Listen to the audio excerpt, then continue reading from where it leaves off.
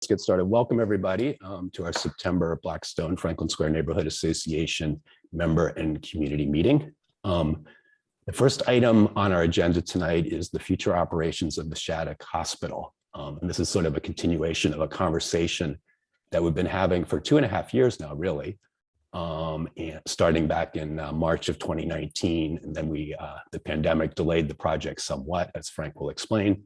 And then we picked it back up in earnest beginning earlier this year. And so it's something that we've talked about more times and in greater depth than many of our topics. And I think that's for 3 reasons, really. One is, first of all, that it's a unique hospital that's got a very important mission, which is to serve some of the most complicated and vulnerable patients in the state. And I remember when we first talked about this back in March of 2019, one of our residents who was in attendance was a retired nurse. And she spoke about having served part of her career at the Shattuck. And she talked about the transformative care that she saw happening there with patients. So that's really important. Secondly, for some people, not everybody, but for some people, it raises questions that sort of tie back to broader concerns or issues that people have around the prevalence of substance use disorders, conditions in the neighborhood. And I'm sure we'll touch on that tonight. And then third, like any project of this size, it has some localized, very localized, but important, significant impacts on people who are immediate abutters or at least near neighbors. And so on that final point, I wanted to make mention that over the past few months, I guess it's been, we've had 3 separate abutter meetings focused on some issues that I will talk about later on in this meeting, just to acknowledge them and let everybody who has not been part of those discussions know what they are. But we are asking that sort of abutters, and I include myself in this because I live on the street, sidebar sort of the focused discussion of that issue for our next abutter meeting, just so that there is time for the other issues to get surfaced and talked about. So with that, I think I'm going to turn it over to Frank Doyle, who is the Assistant Commissioner of the Massachusetts Department of Public Health, to introduce his team and start the presentation. And we'll probably go through the presentation. People can interrupt if they really feel they've got a question or concern that's really important to touch on right then, but otherwise I'd ask people kind of hold questions and comments till we get through the presentation, just so that there's a little bit of organization. So Frank, take it away. Thank you so much, as always, David. If we could go to the slide deck, the second slide, that would be great, Rick. Yeah. So thank you all for joining us tonight.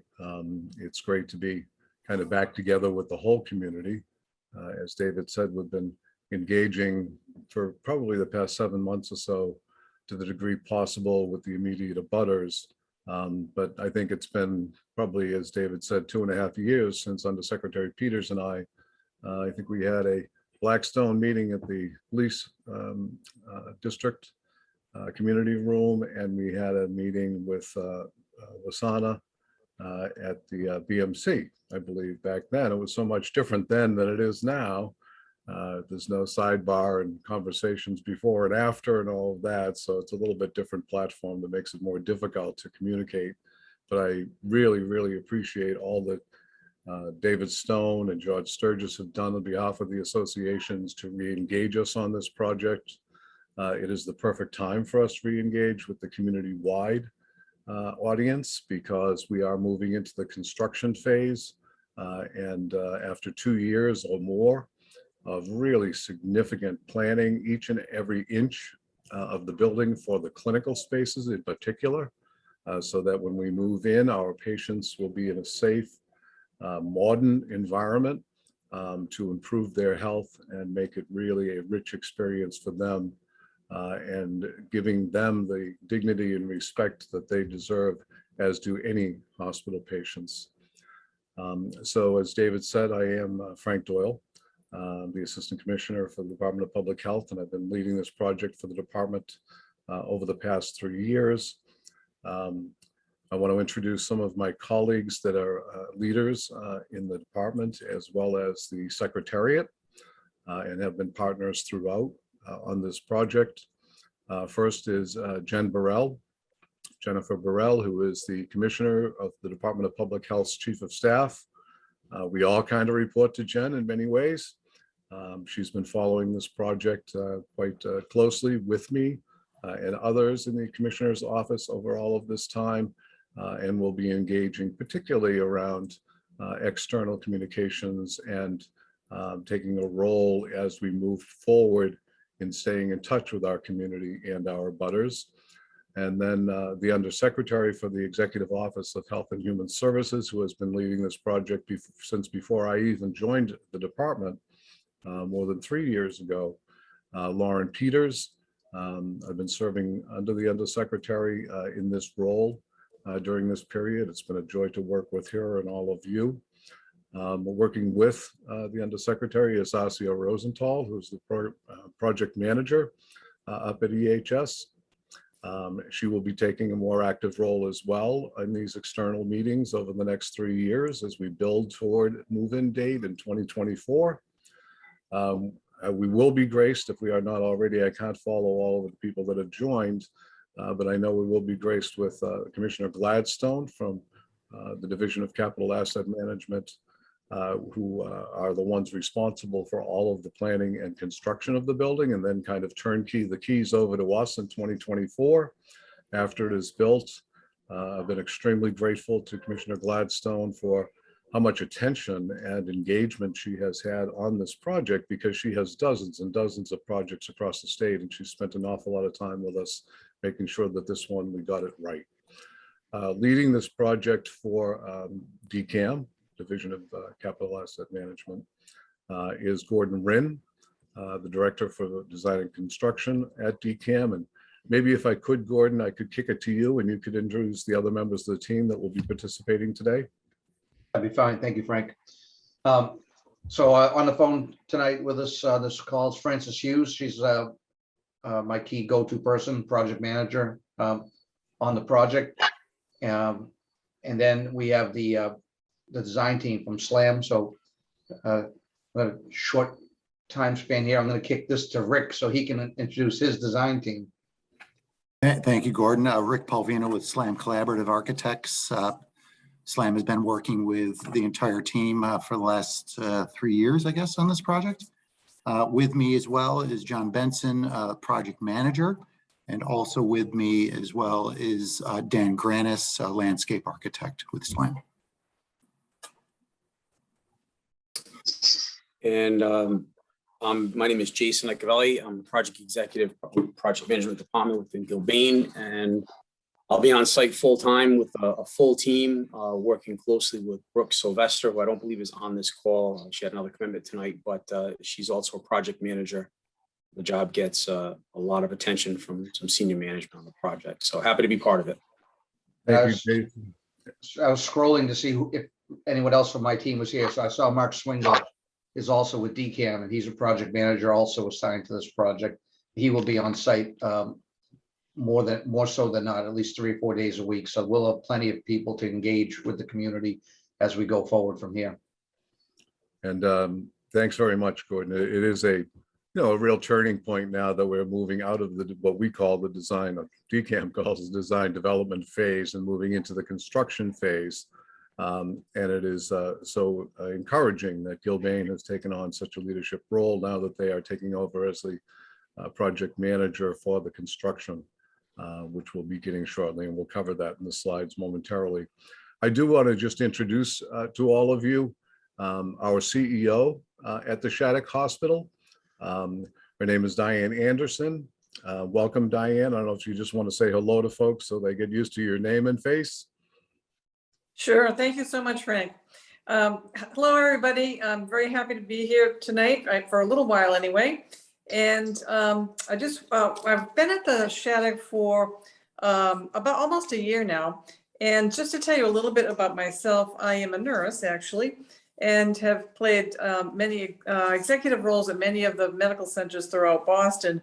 And for the past 10 years, I was the CEO at Lawrence General Hospital in Lawrence. So I truly understand the importance of the hospital being a good neighbor. And that's really our plan as we go forward, is to be able to continue to work with all of you to really make sure that we have good communication at all times. I've been very, very impressed since I've been at the Shattuck as far as the level of professionalism and the commitment of our doctors and nurses and staff there. So I know, eventually we'll all be on that site and be able to invite you in to have some tours and meet people. And I think you'll also be very impressed. So I look forward to working with you all in the future as we continue these meetings. Thank you so much, Diane. I think we are very gifted by your presence as the CEO over at Shattuck, with all of your experience, particularly at this really critical juncture in the project and moving into the new building. We'll be relying on all of that experience so much. And we're so grateful that you're part of the team and leading the Shattuck at this time. Thank you. So you can see the objectives as we have listed here on the first slide of tonight's meeting. We want to give you a good project overview. For many of you that have not been attending the abutters meetings, you really haven't seen anything or heard anything in a couple of years because of COVID. COVID did distract all of us from what we would have loved to have been able to do, which was to engage much sooner with the community, but the project itself was paused. As you know, we handed over the keys for a period of time during the first COVID surge so that homeless COVID patients could be sheltered there. And the project obviously was slowed down because of all of the COVID issues that we had and the unavailability of all of our expert staff at the Shattuck, because they were so busy just saving our patients' lives, to be honest with you, particularly during the first surge. And they did a marvelous job at the Shattuck during that period. But we're re-engaged now. We have 3 years to spend together to make sure this works and integrates with the community smoothly, effectively, and as comfortable neighbors, as Diane just mentioned. We want to build trust with all of you. We have, as Diane said, the most respect for our neighbors, our communities, where we have all of our public health hospitals across the state. We want to be transparent with you about our intentions, what will be in the building, and have an open dialogue about all of that, as well as to listen to your concerns throughout the construction phase of the project. We want to take any concerns that are raised tonight and make sure that we either are able to address them tonight, or we'll certainly take them offline and address them at a later date if they are questions that we are not prepared to be able to answer tonight. And we want to create this as a regular feedback loop with you. And there will be an engagement through both a website that the construction company Gilbane will be running for us. You'll see later on in the slide deck how that communication will flow out after this meeting and establish that loop with all of you. And then, of course, we will have plenty of time, I hope, for comments and discussion at the end of the slide presentation, but we are certainly available and can speak with all of you either offline or another meeting. I do note that there is a question. Oh, I'm sorry, that's you leading us as you always do, David. Thank you. So I would ask Rick if you can move to the next slide, and I can just give a little bit of background. So you know where you live, so you know where we're going to live. And this just shows the larger site within the community, and we wanted to note where those demarcation lines are shown on the plan, just to right set everybody that's on the call. Next slide. So, you know, I reviewed much of this, to be honest with you, when I went to Wasana and Blackstone a couple of years ago with Undersecretary Peters. But just by way of background, for those that may not have attended that, don't know much about us. So the Lemuel Shattuck Hospital, and I won't read this, I'm always distracted by people who just read slides, but the Jamaica Plains site, Lemuel Shattuck Hospital, has been there since 1954. And it has provided always the first response of the state, particularly in pandemic or other critical public health issues. You know, it goes back to some of the early stages of the HIV onslaught, if you will. And we became a very important cog in the wheel in response to that, particularly for the patients that we serve. And the big bulk of our patients that we serve are the safety net of the safety net, if you will, patients. those who are underserved, those who are underprivileged, those who are from communities of color, those that have substance use disorder comorbidities, those that suffer homelessness. And we have very much been the hospital, sometimes not of last resort, but of most resort for those patient populations. We continue to serve that role today. And as I mentioned, we're a critical cog in the wheel during the COVID crisis, particularly the first surge, but even today, as Diane will probably allude to later in other meetings about just how critical that role has been in addressing the patient care needs of those populations during this crisis. Shattuck, as I mentioned, serves all of these diverse populations, and they do it in a very culturally sensitive way. Our staff, I believe the last time I counted, came from some 52 different countries from around the world. They are of all shapes and colors and nationalities and linguistic minorities. They are a very rich staff serving a very rich and diverse patient population. The hospital serves as the Joint Commission certified agency of the Department of Public Health. So we are responsible for the entire hospital, but our sister agencies who occupy space in the hospital in Jamaica Plain and will occupy similar space in the East Newton Pavilion are the Department of Mental Health.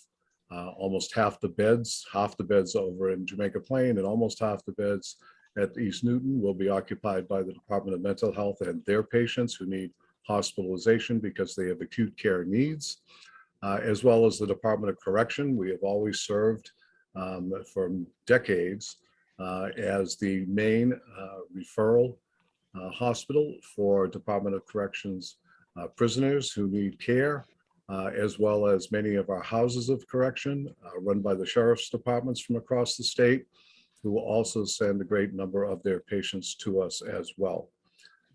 Next slide. So the move is planned in 2024, as I mentioned earlier. And here's a little bit of background just on what the Shattuck looks like today, the patients that will be moving into the East Newton, the different services that we'll be providing, and then some of the vendor services we currently provide over in Jamaica Plain that will not be moving with us. They'll be part of the vision plan that has already been established and published. Many of the folks from the South End participated in the Community Advisory Board who developed that plan. I note Steve Fox is on the call tonight, who has been a tremendous partner in all of the planning over in Jamaica Plain during the some 2 years that we have spent under Undersecretary Peter's leadership in developing that vision plan that is now moving out actually to request for proposals for a developer, probably over the next 6 months or so. That will be out on the street to find a developer for that parcel. But the whole plan for what services will be on that campus has already been developed and published. Thank you, Steve, and others who are probably on this call who have participated so engagedly in that process. So the Shattuck currently over in Jamaica Plain has 260 inpatient beds. They are long-term acute care beds. The term long care acute simply means that most acute care hospitals like Boston Medical Center and Tufts and EI and Mass General and Brigham would be identified as acute care hospitals, academic medical centers, many of them, but they treat the highest acuity patients that need hospitalization. We are the very next level down. We take care of acute care patients as well. Our patients have a longer duration in the hospital than academic medical centers or other hospitals that are acute care hospitals in the state have. And we specialize in the populations that we serve. So we have a very robust relationship with all of the other hospitals and in the state, really, but particularly around the Boston area. So we're a critical engaged hospital in that broad brush, if you will, of the continuum of care and focused on the patients that I've mentioned. As I've said, the Department of Corrections and the Houses of Corrections receive ambulatory care as well as hospitalizations at the hospital. They come in for primary care visits, orthopedic visits, radiology, diagnostics, etc. On a daily basis. We have a number of vans that come, transports, bringing those patients to us from the correctional realm. We in the Shattuck Hospital, when it moves to East Newton Pavilion, we have planned and have developed all of the design for 124 inpatient medical surgical beds, which is at high acuity, as I mentioned. And we operate those with the full staff under Diane's leadership.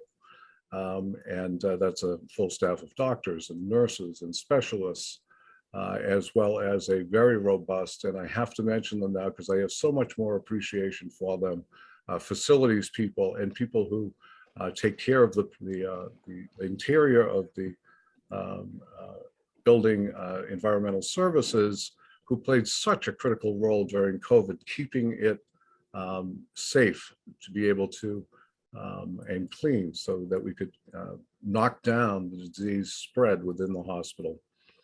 We'll have 124 of those on the DPH side. We'll have 115, which is the same number we have in Jamaica Plain, for the inpatient psychiatric beds that I mentioned are operated by Department of Mental Health, and 31 medical surgical beds that are dedicated to the Department of Corrections, House of Corrections patients. Those patients, when hospitalized, are at the same acuity level as our other DPH patients. They just happen to be prisoners as well.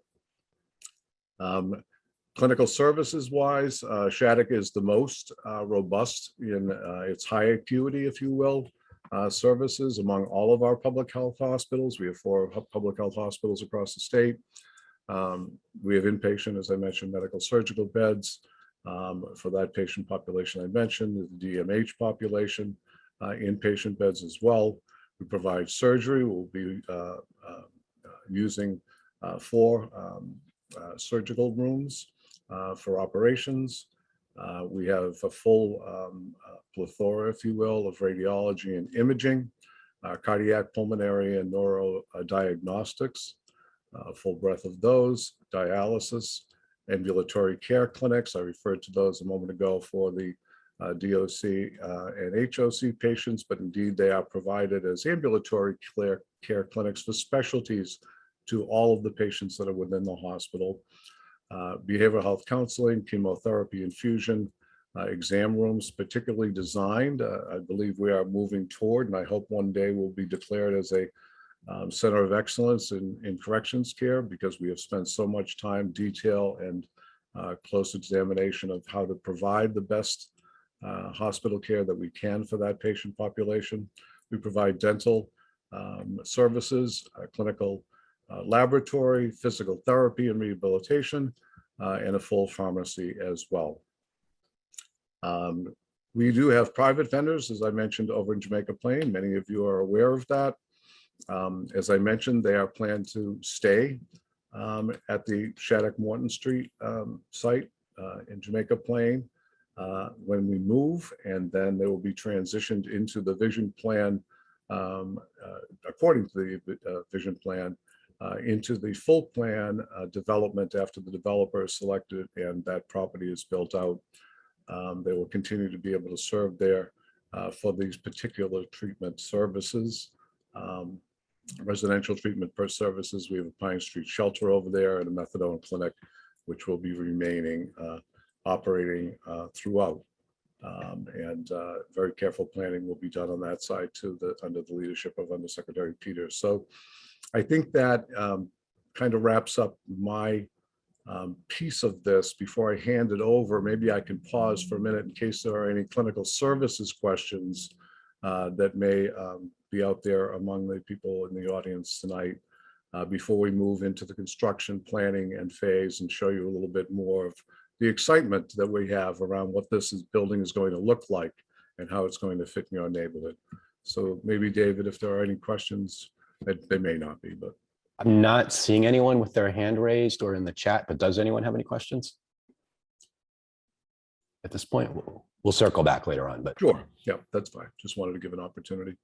So with that, I think I'll kick it over to Rick Polvino, Rick Palvino is the principal at SLAM, which is the name of the architect company and design company that has been doing all of this planning with us for more than 2 years now, approaching 3 years. And they have been a great partner to DCAM and to DPH and EHS. So Rick. Thank you, Frank. I do want to talk about the transformational elements that we're making to the existing East Newton Pavilion. As you see in the upper right-hand corner is the existing condition as it is today and as it operated for several years from the 70s and 80s. So the buildings are 30, 40 years old at this point. And what we are charged to do is transform this to more 21st century healing environment. We do, Frank used the word, bring dignity back to the patients or to the patients for patient care. We architects like to look at bringing the dignity back to buildings as it relates to the users. So what you'll see here is a total transformation of what we call the building envelope. And right now, the existing condition is essentially brick with fenestration openings, meaning the windows. We are replacing all of the windows and we're covering the brick. So we're bringing that, we're doing that for a series of reasons. Two primary reasons is number one is the aesthetic, bringing that back up to 21st century building technologies and style and aesthetic, and make it more human scale and more earth tone scales. The second primary reason to reskin this building, if you will, is energy conservation. With energy codes these days and energy conservation concerns and climate change, what we want to do is make sure that the new building is wrapped in a tight seal. Brick, the existing facility, brick and concrete panel is it leaks a lot of infiltration. So what we'll be doing moving forward is wrapping that with a tighter fenestration and envelope. So what you see in the imagery here, so for those of you that do know the area, right now this open courtyard, if you will, is parking. What we plan to do is make that more of a roundabout, a one-way roundabout, and I'll show that in a site plan in a second. But also gives us the opportunity to provide some green space to a city environment, which we all know is rare in an urban environment. What we're also showing as well is a programmatic requirement, especially for DMH users and patients, is outdoor space. Since this is an urban environment, we have limited outdoor space or enclosed outdoor space. What we are doing is taking advantage of outdoor space on the existing roof. Great design, great idea. And I'll talk to this in the site plan, but that's what you see here. So a tall fence to keep security purposes, keep people from climbing or throwing things over as well. So that will be identified here. Let's see, the materials are metal panel. So as you see, the existing condition is brick, which is very resilient. It's very common building material. However, like I said, if it's not built right, a lot of infiltration with brick. So what we're planning to do for the body, what I'll call the body of the building, is wrap it in metal panel. So metal panel also have additional damp proofing and to resist infiltration, air infiltration in and out of the building. Knowing that this is an urban environment, what we typically do is make a more rigid material, more resilient material where people can touch it. So really the first level will be a granite material, a stone material throughout. So that takes the wear and tear, potential bumps from bicycles and people and even vehicles for that matter, versus a metal panel or brick for that matter. This is essentially what you see is that earth tones. All the fenestration, meaning the windows, will be replaced, all the doors will be replaced. So it'll be a much more transparent facility. And speaking of transparency, a building's in the dark at least a third of the day or close to half a day, depending on the season. So what we like to do is attempt to show our clients and our community what this building could look like in the evening. So this is kind of a dust shot. Our intent is more clear glass versus that dark bronze glass that is currently on the building. So the first floor, I won't be getting into all the floor plans and the detail, but the first floor is really an active space. It's a lobby. It's a 2-story space. So we want to see some activity in there at night. We want to see people moving and corridors up above as well. We want to see some activity there. So another view, looking from the street, essentially. So if you recall, upper right is the same vantage point. There's currently an MBTA bus station here. It's approximately where this gentleman is sitting between these two folks here. What we are proposing to slide that over underneath the overhang, if you will, for the building. And that gives us a great open space to work with as far as green space and pedestrian flow into the main entry. The main entry is back here. One of our tours, you can see here, the main entry is almost invisible or silent to the street. What we want to do is make it a little more proud, a little more visible, so folks know where they're going into the building. So this is just a different vantage point looking at the building. And you can also see the outdoor space mentioned earlier on the roof, the existing roof over here. What we do is we wrap the entire building. This is the rear elevation or the north elevation or the elevation in that rear alley in the back. We don't want to ignore this back area here. We're continuing that facade, if you will, or the materials to the back. So you can see in the upper right, the existing condition and how it will be transformed. So as far as infiltration and energy, it's always good to have a tight wrap around 100% of the building.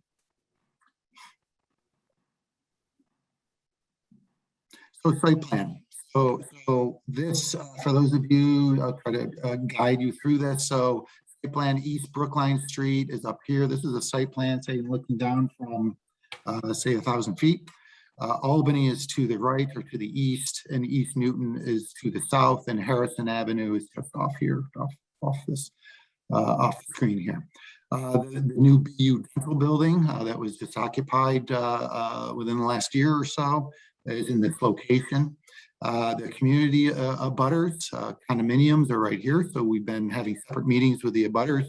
I believe we're on our 4th meeting with those folks, and we continue to have that dialogue with those folks. So how we're transforming the site, again, a great urban site. We really re-energized the plaza. The existing plaza as it is today is all parking and with that hidden entrance, if you will. So we're transforming that to a one-way drive coming in from East Newton, one way for very select vehicles. So there's no public parking, there's no staff parking here. It's more transport vehicles only. There's also an ambulance bay for drop-off of patients.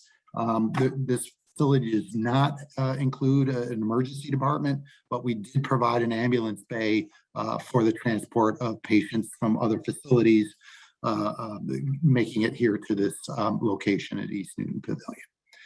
As I mentioned, the green space, we have an oval green space. We're accommodating ADA access through a sloped sidewalk. There's no ramps, therefore no guardrails, which is great. We're able to make the grades work or the slopes work. And there are a couple steps here as well. The overhang, you can see this dashed line here is an overhang of floors above. And what's not on this plan, or maybe it's on really late, is a dashed line here that identifies the basement, occupied space. So there's occupied space underneath this drive path here.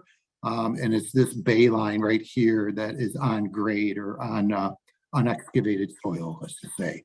But the rest of this plaza is occupied space below it.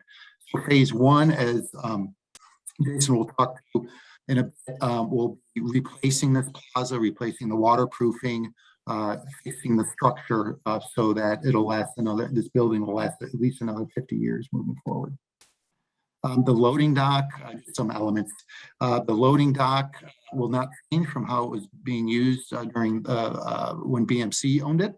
What we are adding, if you will, for resiliency purposes, because a lot of this equipment was in the basement of this facility, and looking at climate change and potential flood zones, we're moving equipment up to grade above 18 feet above sea level for any surges that may occur. So we've got oxygen storage tank, generator fuel storage, and electrical switchgear.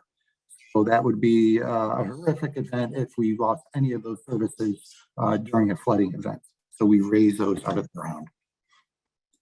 We're maintaining a fire alley in the back, obviously for access to the abutters and the condominiums over here.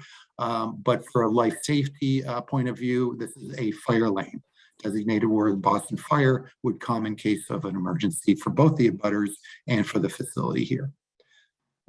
Frank mentioned some of the program DOC. There is a Sally port, so correction vehicles will be coming down the street and through the Sally port for patient drop off. And once the patient's in the building, they would be treated accordingly and distributed accordingly within the building. And Rick, can I just ask you to pause here to touch on a couple points? First of all, with regard to the Sally part, for people not familiar, that's an entirely enclosed area that the vans would pull into. There'd be doors on either end so that there'd be no chance of somebody exiting the vehicle and then having access to the outdoors. And they're, of course, under supervision of correctional officers. The other thing I'd like to do right now is just speak briefly to the concerns of abutters, just because we're looking at this plan view that will illustrate it for those who have not been part of the 3 abutter meeting conversations that we've had.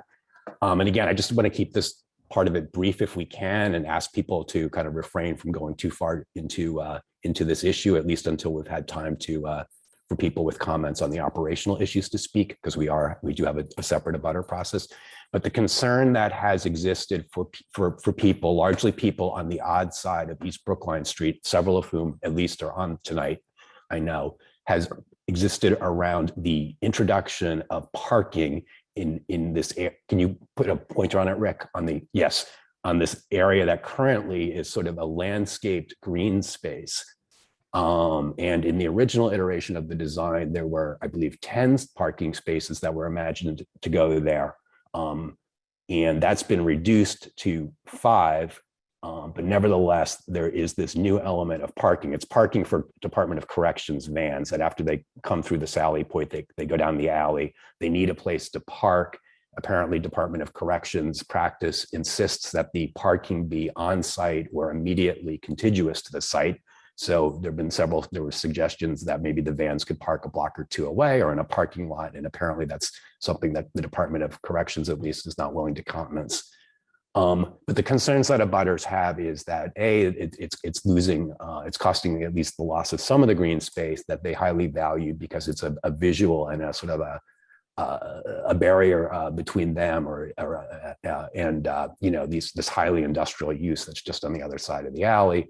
And then also there are concerns around having to listen to the backup alarms that these vehicles have, et cetera, or that even if it's not supposed to happen, that some of the vans will be left idling for extended period of time. So I just want to acknowledge that that's a concern.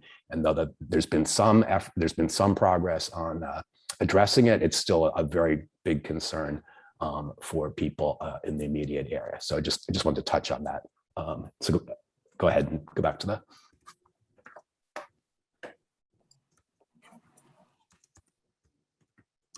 Great, David, thank you.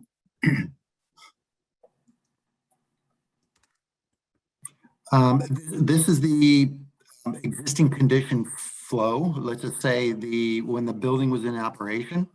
So we have one way down East Newton, one way down East Brookline, 2-way on Albany, and 2-way on Harrison.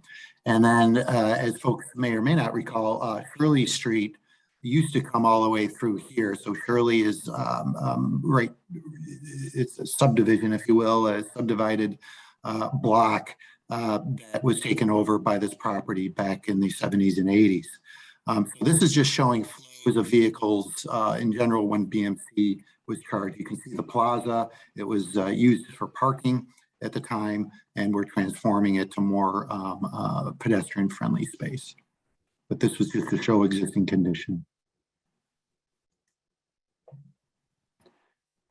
So timeline. So this project is in multiple phases, and we are still in design of the interior of it.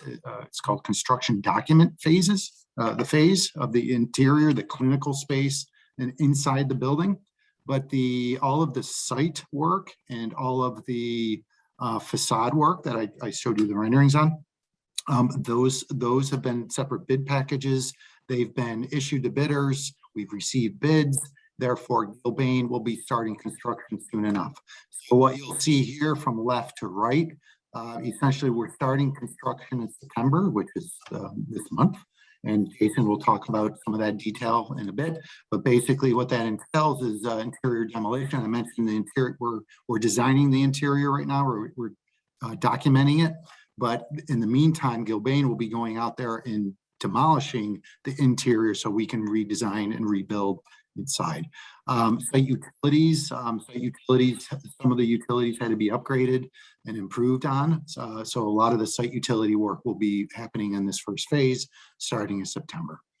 In particular, the alley, by the time between September and April, the alley improvement work will begin in April 2022. So into the first quarter of next year. A lot of utility work in that alley for upgrading, better storm water management in that alley. So that work will be occurring in April, the first quarter of next year. I won't go through all of these, but ultimately to the far right, July, August, September, we're working on that final date, but that's when occupancy of 2024 would occur. So it's a 3-year process, and we are just kicking off the construction now.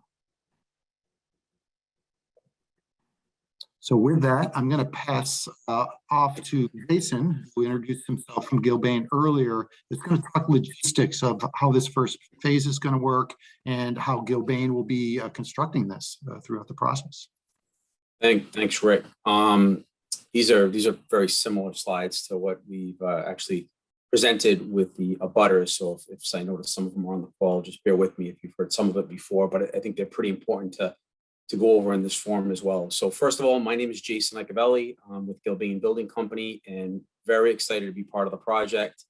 It is a fantastic project for our company, and it's just it's got a lot of parts to it, and our whole team is excited to be here.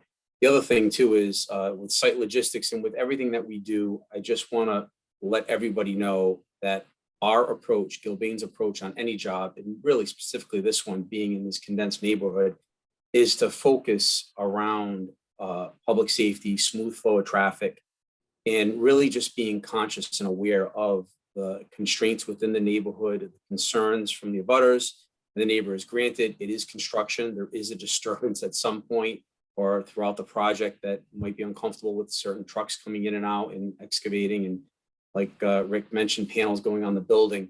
But I just want everybody to rest assured that I have heard everything, and in our planning, as we continue to plan all of those phases that you just saw in that timeline, we always keep that in mind, and we always challenge ourselves with the DCAM team and with Rick too, is what do you think about this option and that option? And it's really looked at into quite some depth. So with that being said, on site logistics, the nice thing here is we have a loading dock, and I'm not going to get into all the specifics because this can get pretty intense, but we want to take advantage of the existing loading dock for materials coming in and out during the first phase of the job, which is really starting now. We've just started to mobilize this week. We're going to use, you can see those waste containers that are down at the bottom of the loading dock. That's our primary means throughout the entire project for material handling in and out, including any debris and deliveries coming in. There might be some opportunities while there's some work going on in that area at the utility and switchyard that they spoke of, where we will go onto the Sally Port side slightly to utilize that. No matter what we do, we will have our site barriers in place for public safety, and that's kind of designated by that red line with little circles.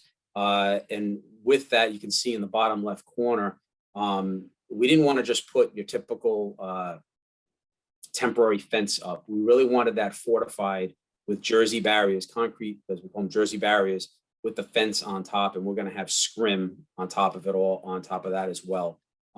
So we really want to keep the confines of what we're doing, exactly that inside of that space.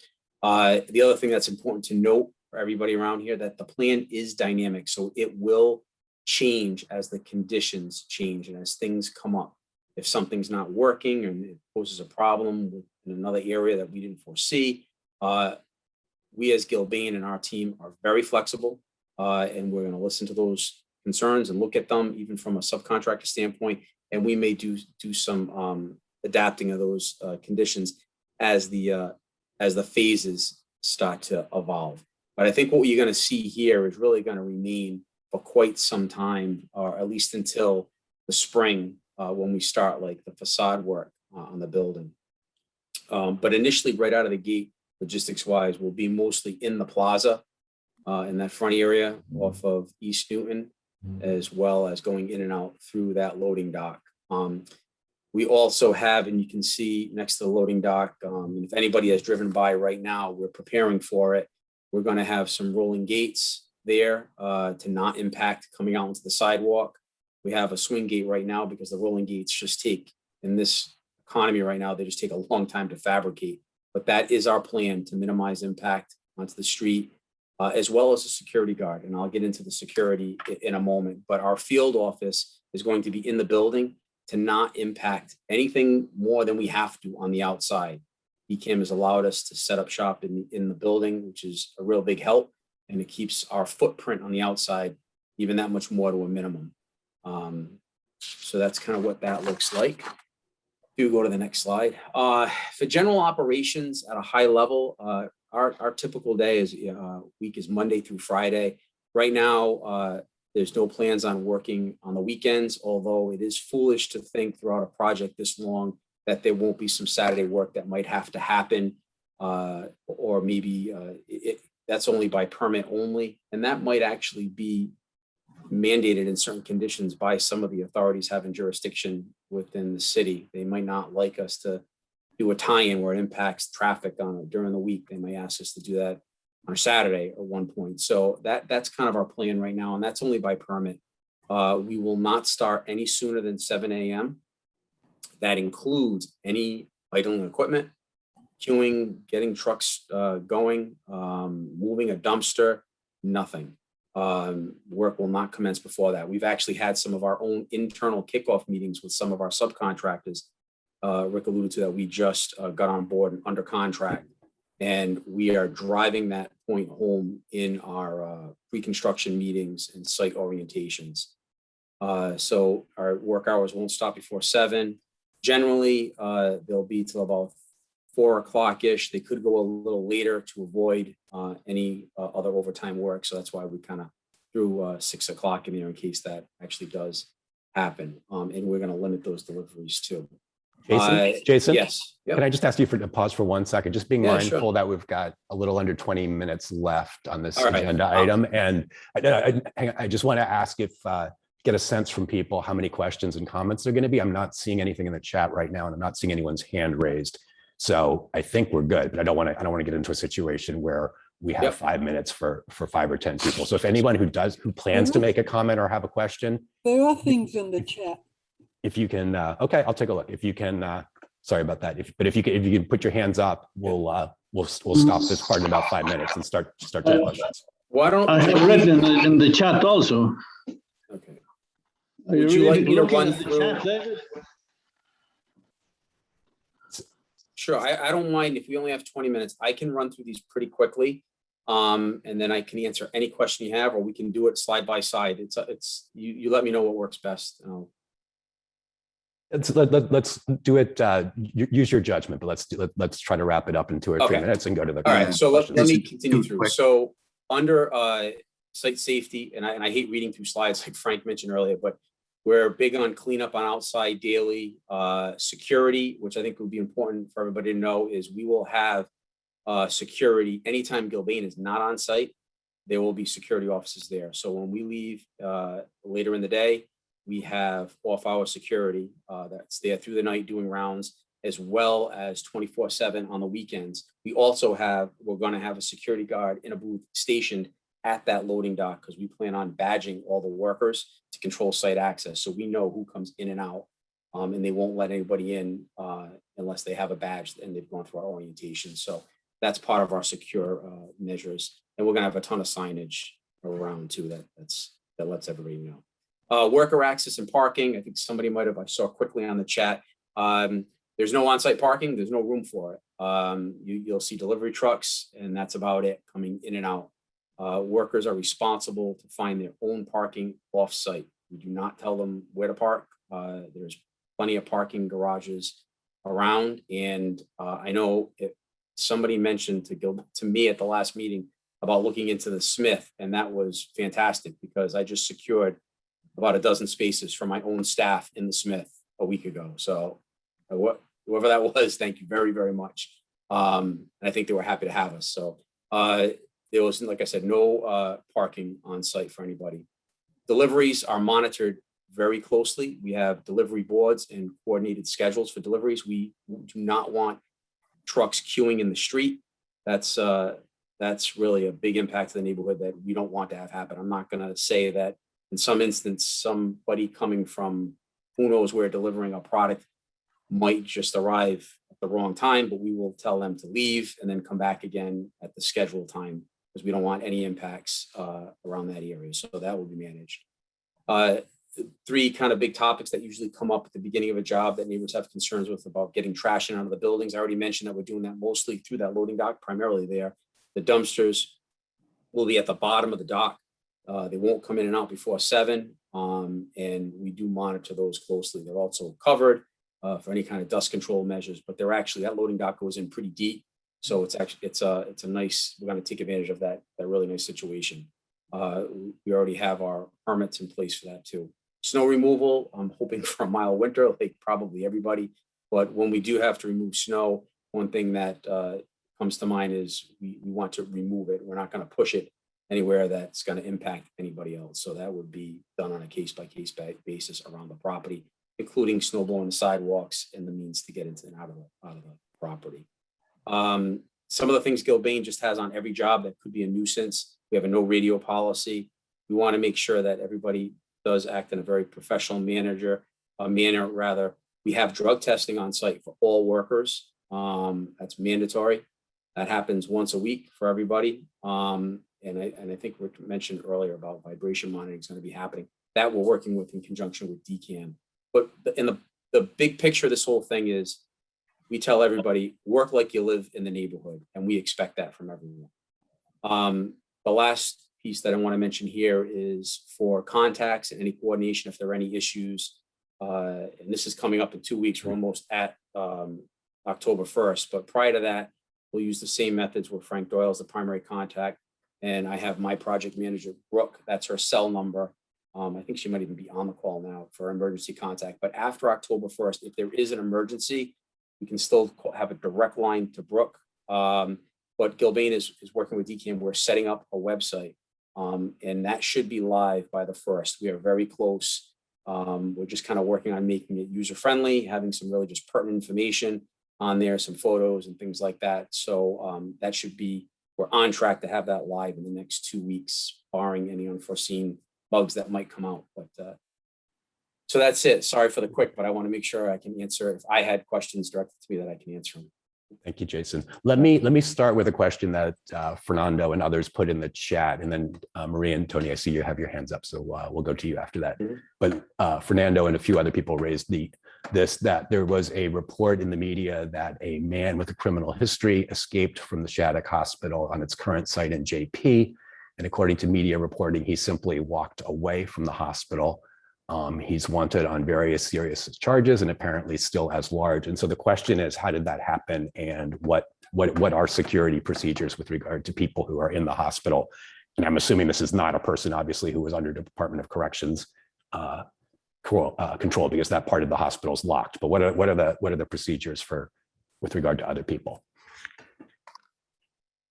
Sure, thank you. And I can take this. So this individual, it's my understanding, was a DMH patient at the Shattuck. This is still under investigation, and I wouldn't necessarily say that the categorization of just walking away is necessarily accurate, but again, we're still getting the facts. It's under investigation, so can't necessarily comment on that specific incident. What I will say, and I know that we've talked about this before with this group, is with respect to the patients at the Shattuck currently, and we would continue to maintain this policy at the East Newton Pavilion building. DMH patients they're not DOC clients. They're not necessarily sort of locked up, and their privileges in terms of being able to sort of leave the building, leave their unit, is based on their clinical assessment. So there's not sort of a carte blanche across the board policy with DMH clients, but if they are a danger to themselves or danger to others, they will not have privileges to be able to sort of just freely walk outside of the building.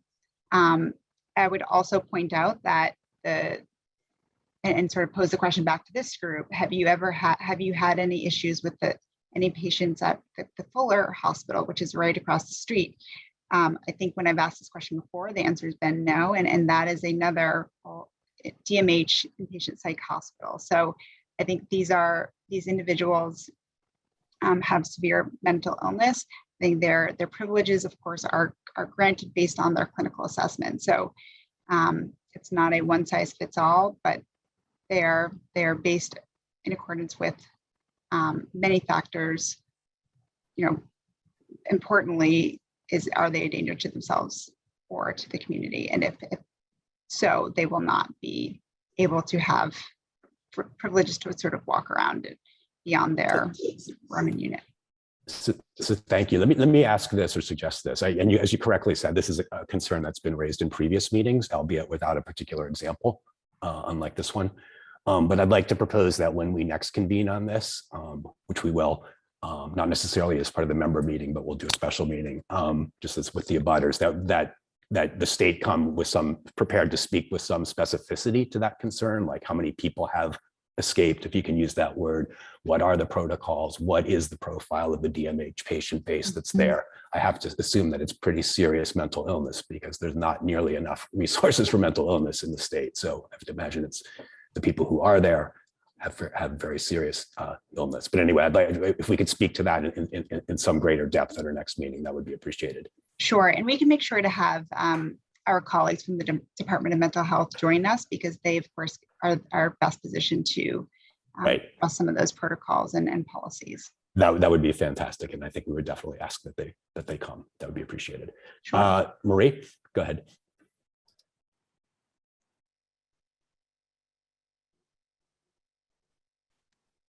Hi, everybody. Hey. My question is to Jason. Hi, Jason. Hello. Hi. I'm just writing back of the loading dock on the top floor, so I have a bird's eye view of what's going on back there. And I bought my condo in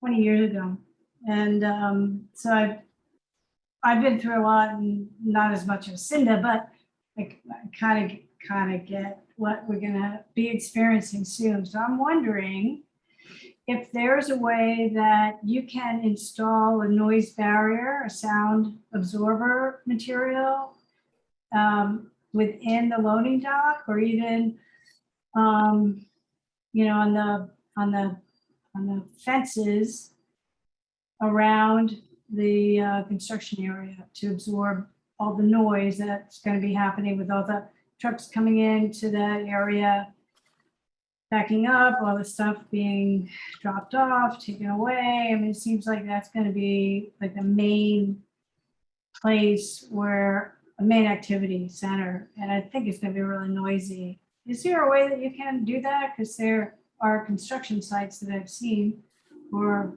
have researched that there are blankets or barriers that can really absorb that noise. Because that loading dock is echo chamber.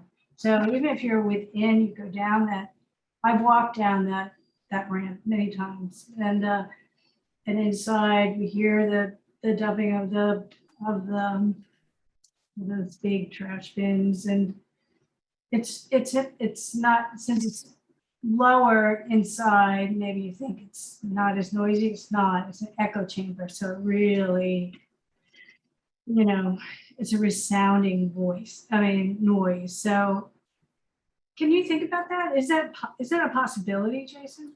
Yeah, I think anything's possible. I am familiar with the blanket system that I think you're referring to. I've never used it on the outside, to be just brutally honest. And I'm not sure how they work on the outside. I've done them in occupied buildings on separation walls, and they work really well. But I'll look into it. I wrote it down. I'm gonna check it out. I know the fence with the barrier about 6 feet high or so. Yeah, let me just do a little bit of research and see. I think that'd be a great idea, because what I found is that with the loading dock is high up, and the first floor, the garden levels of the buildings back there really don't hear the noise, because it is a barrier. But once it gets above, like first floor, second floor, third floor, it really is quite noisy. So, there are sound things on the top of the dental building that kind of contains that noise. There's a fence, but there are also other mitigating options, which I really appreciate if you can look into that. Okay, yeah, definitely. I'm gonna make a note. I did. I'll look into it. Yeah, there's got to be more than one way to probably attack that. And that's a good point about the echo chamber. I wasn't thinking about that. I was kind of looking at it as if I'm down and like out of the way, really, but I see exactly. I haven't been on site. Yeah, I haven't been on site long enough to hear that, but I can't imagine. Yeah, and there'll be dumpsters back there, but let me research that a little bit and see what the options are and how they could work for this kind of application. And I'll talk it over with the ECAM, but let me see what's available. We'll look into it. Yeah, Thanks. Thank you. Yeah. good question. So Tony, Cinda, and Steve have their hands up, so we'll take their questions or comments, and then I think we'll need to wrap it up for this agenda item. But as I said, we will definitely be revisiting this topic again in the next few months, so nobody should feel as if this is their last chance to speak or get a question in. So go ahead, Tony. Firstly, just a comment that we've been through this material in detail at previous meetings. So the next time we have a meeting, could we somehow just condense the material a little more?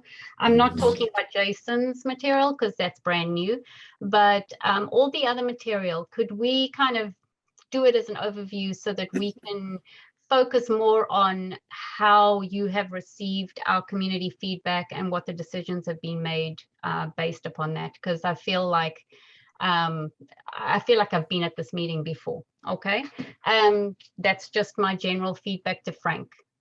Okay, Frank, thank you very much. And then the other question that I do want some follow-up clarity on is those loading dock, the parking at the back. Just very specifically, just very clearly, there were, what was it, David, 10 and the compromise is 5, or is that still something that you're taking into consideration?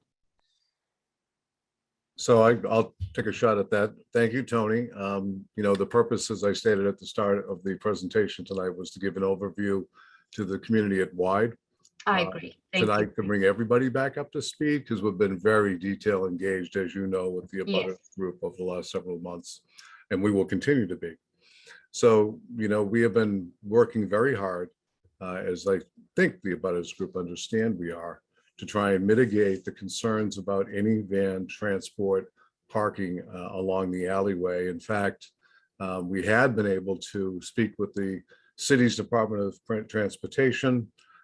They gave us a tentative, because it can't be done until we're moving in to get actual signage put up, but a tentative approval, if you will, to engage several of those spaces along East Newton, starting across from the dental school, going down alongside of the Fuller building toward the driveway, and that they could post those only see to be that. used by Yeah. DOC, HOC vans during hours of operation, and then handed back to the community when they are not being utilized for that purpose, whether it's at night or on the weekends. We are still in discussion with the Department of Transportation at the city. They have offered to come and walk the property with us and look at other options. I was asked to re-engage with them around the potential along Albany Street to take some more offload of the vans. And so we will continue to pursue this and try to address it and try and mitigate it as best we can.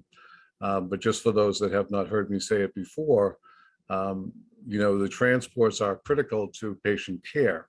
It's the only way for us to get these patients who are corrections patients in and out of the building. And there are very strict protocols around the security involved with that under both the Department of Corrections and the House of Corrections. So we're kind of working, within that structure and doing the very best we can. And we are continuing those conversations. And I know they are not satisfactory to date, but I hope that people will at least appreciate that we're trying our best and will continue to do so. And Frank, what about the Naval Blood Bank parking? Has that been nixed? So the parking that is behind the Naval Blood Bank is not yet resolved with Boston Medical Center because there's some deed issues there that I know DCAM has been walking through with BMC. But at this point, it would be very, first of all, it's the same vicinity. So I don't know how much relief it would give. If we just move them over that side of the alleyway. Absolutely. Yeah, And secondly, because of the length of the vans, my understanding from the design team is that they would have to parallel park rather than angle park if they were going to park in that space. So it's really a very limited opportunity, even if we are able to do so. Okay, thank you. I do appreciate it. If we can keep talking about this with every subsequent meeting, I'd be very grateful. Thank you, Frank. And please join us for the abutters meeting when we go into this detail. It's probably taken up at least 50% or 75%. I know. Of our I 5 know. meetings with the Thank abutters. you, Frank. Thank you for your You're welcome. patience. You're welcome. Cinda, Your patience. Cinda, go ahead.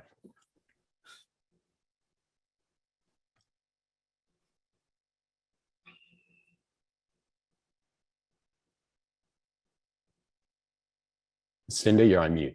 Okay. Go ahead.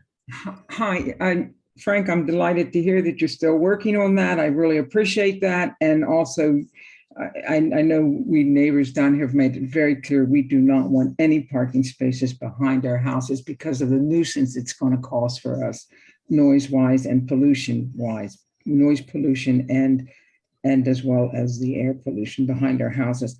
Also, I was just noticing on that diagram that you have the fence down that's on East Brookline Street down near Albany Street. I noticed, I realized that Gordon Wren had said in the last meeting that he would, put it back up after a certain point. Is that the intent to put it back up after the construction is over?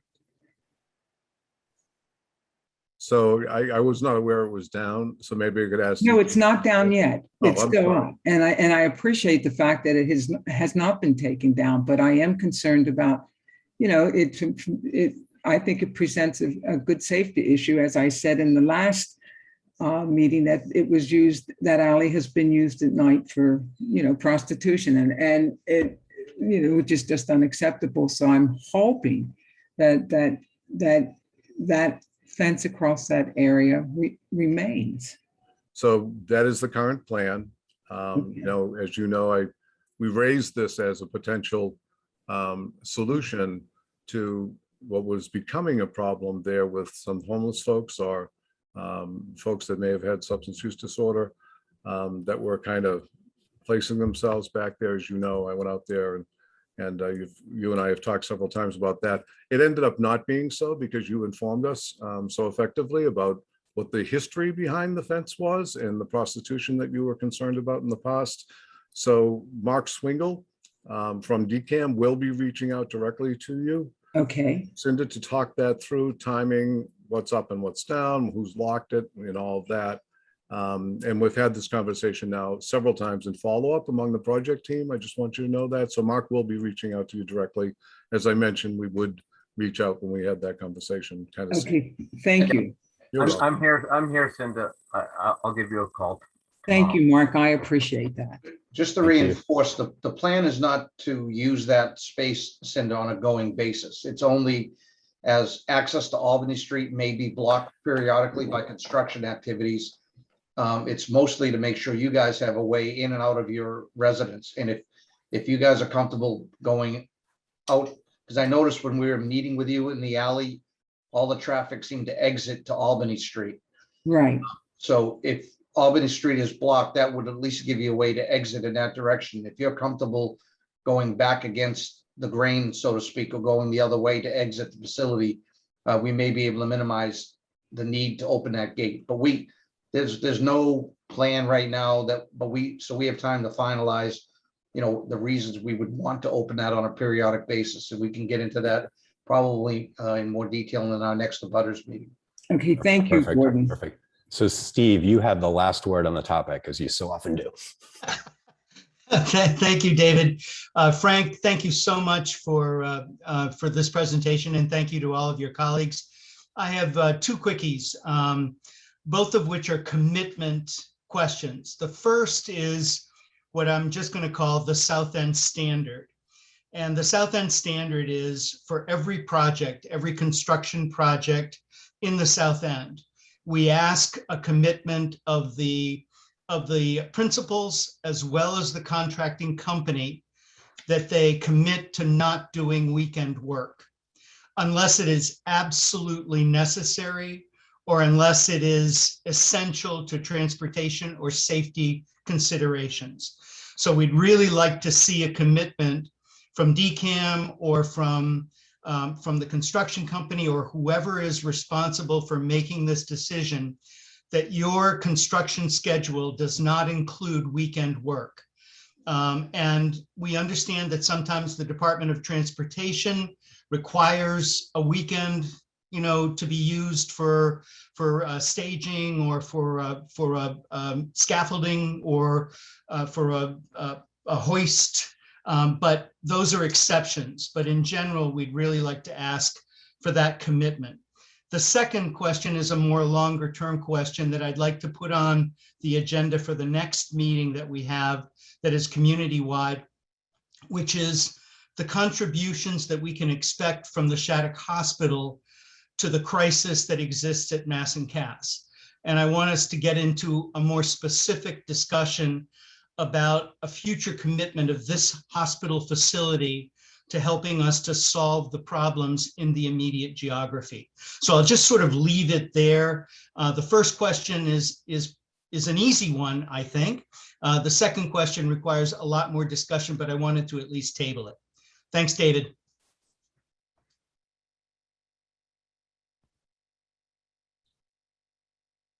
Frank, so before we move on, I want to acknowledge one thing, which is that our friend Frank Doyle is retiring after a long and illustrious career in several venues, I think.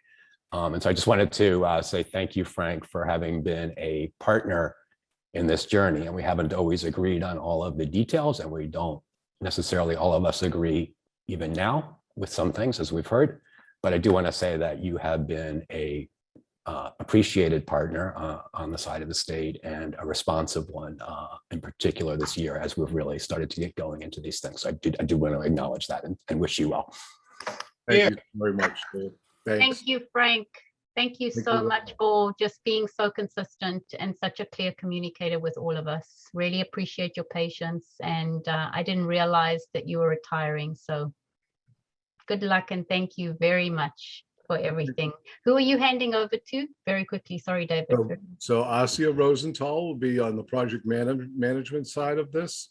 In the background, filling part of the role that I have had on that aspect of it. You know, Asia, she's been on all of our butters calls. She's been engaged with our hospitals for many years on their capital projects, and she's at the secretariat level, which makes it even more helpful. And she works very closely with the undersecretary. And then on our side of the house, on the DPH side of the house, Jen Burrell, the Commissioner's Chief of Staff, will be taking some of those responsibilities on for these types of engagement around meetings and external communications. And Jen, of course, has reporting to her our communications team, our intergovernmental team, and many of the leaders throughout the department. So Wonderful. Thank you. Thank you, Asia and Jen. putting it in great For hands. filling big shoes. I'm looking forward to working with all of you. I work very closely with DCAM and with all of our partner agencies. And I'm just going to put my email into the chat. Please do not hesitate to reach out to me with any questions. Thank you. Thank you. Thank you. Asia. Thanks for your kind words, David, but thank you, and Tony, for your kind Thank words. you. And thank you also to Lauren and Jason, who, unlike you, are no longer are not going to be free of us. So Leave you thank in you. good hands. Bye. Thank you. Thanks. So moving on to our second and next agenda item. This is the proposal for the redevelopment of 595 Albany Street, which is the corner of East Canton Street, and it's currently the Baha'i Center of Boston. It's that low brick, two-story brick building that is next door to the Affinity Medical Marijuana Dispensary and sort of just abutting the Smith residential development. So I'm going to introduce Drew Broussard of ABRE Capital, the developer, and he will tell us about what they're proposing. Drew? Thank you, David, and thank you for having me on tonight. David, it'd be possible to share screen to pull up the presentation? Do I have that access?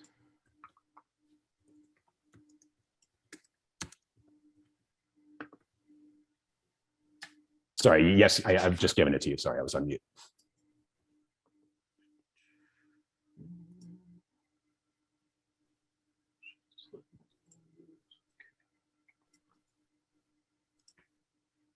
All right. I will try to run through this as quickly as possible. I appreciate you sneaking me in tonight. I know some of you, a lot of you are new, so taking the opportunity to introduce myself and the team members. 595 Albany Street, here's a exterior rendering that we have of our proposed building, which will be a mixed use 6-story structure consisting of 9 residential residences and a street level commercial space, retail, commercial, potentially artist space on the Albany Street side. Again, I'm going to move through this pretty quickly. I want to leave time at the end for questions. We can always come back to some slides too if you guys want to revisit anything. And why isn't this working? Okay, here we go.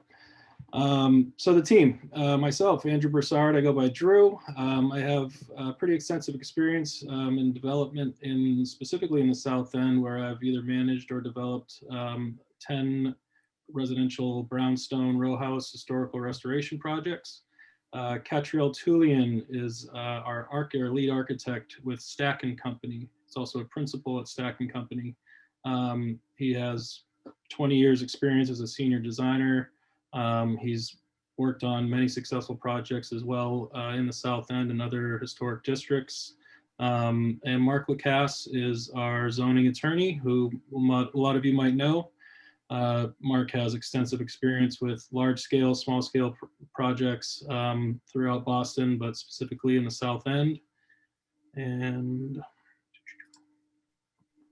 so just a quick map of the Blackstone Franklin Square Neighborhood Association boundaries, which I'm sure you all know well. And I'm just calling out the location of the project at 595 Albany Street at the corner of East Canton and Albany Street.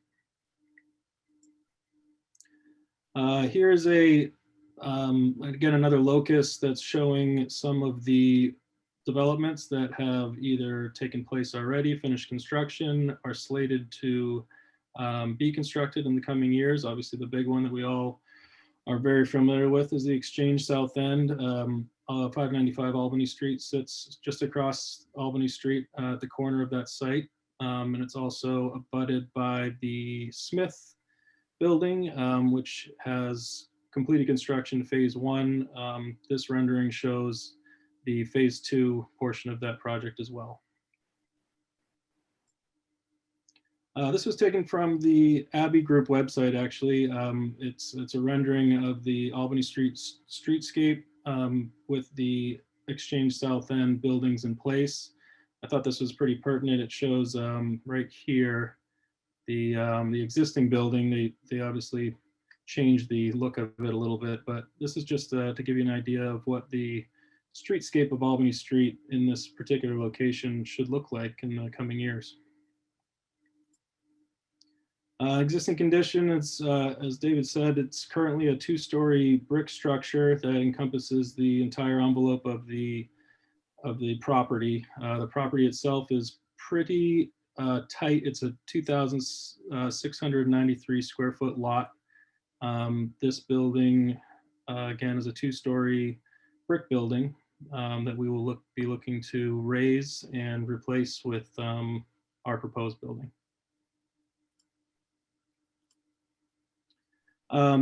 There are a number of existing structural concerns, I'm sorry, with the existing building, which I thought I would bring up. There are a number of settlement issues. There are some very serious interior structural issues as well, which I'll get into. I just wanted to show some pictures of the existing structure and some of those issues. In May of this year, there was actually a violation notice for structural deficiency of the existing building. The ISD suggested to abide by a remedy by a structural engineer or to tear the building down. Since that violation notice was issued, the current owners have provided some temporary shoring, which has passed inspection with a condition of continued periodic inspections, monthly inspections. Essentially, it's a temporary solution, and without extensive investment into the structure itself, our opinion is this building will continue to deteriorate and pose a potential safety risk. So getting into our proposal, the massing of the building, as I said earlier, is a 6-story building. This is the front facade on Albany Street. We are proposing cantilevered balconies for the residences, as well as a cantilevered living space. That contemplates about a 3-foot cantilever that would provide some additional living space, as well as indoor-outdoor space for the residences. As you'll see in the next couple renderings, we think it's also a great opportunity to provide some sidewalk lighting and really kind of liven up the corner of Albany Street and East Canton Street there. So this is a kind of a dusk evening rendering showing that down lighting underneath the cantilevered areas that I called out there. And here's a rear view of the building looking from East Canton Street. And again, just to show some of the streetscape lighting that we think will really liven up this corner of the area. Another view from a little further down East Canton Street, just showing the massing. We're really trying to stay in line with the existing buildings on Albany Street, proposing 6 stories, which is congruent with the abutting structures as well. And this is a street view showing the commercial space or retail space that we're proposing for Albany Street. So street level, we're providing 7 parking spaces. They'd be accessible by 2 garage door openings, one in the back alleyway, and then one to East Canton Street, where we'd be seeking a curb cut along East Canton Street to access these 4 spaces. This will be a loading zone for, again, it's not a commercial building, so loading zone will mainly be used for, moving vans for the residences. I'll get into that in a little bit more. Here's the retail space here, entrance to the lobby and the elevator and the stairs. So we're proposing a mixture of 1+ den units on the front and 2-bedroom units in the back for levels 2 through 5. And on level 6, we're proposing a floor through 3-bedroom, 3-bath unit. On the roof, we are proposing a public deck that's separated by the access enclosures here, and also a private deck for the 6-story 3-bedroom unit. So we're required to obtain some ZBA relief to make this project possible. I'll go down the list. GCOD applicability, we'll have a approved Boston Water and Sewer Commission site plan that will make sure that we are doing everything that we need to do to abide by that. Excessive FAR, because this is a very tight footprint, and we are proposing to go up to 6 stories as most of the other surrounding buildings are. We'll be looking for a relief of FAR. The as of right FAR is a 4. We're proposing a 6 FAR. The planned development area as of right in this area is a 6. However, since we're such a small lot, we would not qualify for a planned development area. Excessive building height. We are proposing the building envelope itself to be 69 feet, which is just under the as of right height limitation of 70 feet. However, the rooftop access area enclosures, which would be the 2 staircases for egress and the elevator access, as well as the mechanical areas, do exceed the 330 square foot maximum for a building footprint of 3,300 square feet or less. All of those areas will be confined to the center of the building. They'll abide by the correct offsets to make sure that you can't, see it from the street. But we will be looking for relief to provide for that access to the roof. Insufficient rear yard. There's a 20-foot setback for this area. This building is a pre-existing non-conforming condition, so we won't be changing that. We won't be adding to that. The other ones that we got were a means of vehicular street access, vehicular access to the street, pending the Public Works approval of a 24-foot wide curb cut on East Canton Street would provide for those additional parking access to those 4 parking spots that I identified earlier. Also off-street loading. This building meets a requirement for, there should be a 14-foot loading access. Since our street level is actually 14 feet altogether, we're going to be just shy of that. We're going to be about 13 feet. There is enough room inside the garage, as I showed you in that previous slide, for loading and access in the garage. However, we'll be seeking a relief for the height restriction for the garage access. Lastly, this zone is residential conditional use, so we'll be looking for relief on that as well. And with that, that's my presentation. Thank you for your time, and I open up to any questions you might have. So Peter, can you just speak to how many units there were, or perhaps I missed it, and whether they're condos, I assume, but is that correct? Yes, condos, and we're proposing 9 condos total. Okay. And can you go back to the rendering that shows sort of the balconies, one of the street renderings that shows the massing and the over. That won't work. So a question for you. understand correctly that the balconies and that sort of cantilever on East Canton Street side, those are out over the sidewalk somewhat? Is that? Yes. And so therefore that is triggering one of the variances or zoning relief that you need? Is that? It's actually not. We'll be working with the Public Improvements Commission on a discontinuance to allow for that additional space and for the balconies. But you are right that it will be extending out approximately 3 feet from the property line. But that's one of the things you need from the city in order to do. Is that correct? Yes, that's a process through the Public Improvements Commission. Okay. Not necessarily through the ZBA. And then with regard to the overall height, am I correct to think that the basic envelope is within what you can do by right, but you have a slight addition? Is it a mechanical thing, or there's some smallish thing on the roof that is causing you to go over your as of right slightly? Is that correct?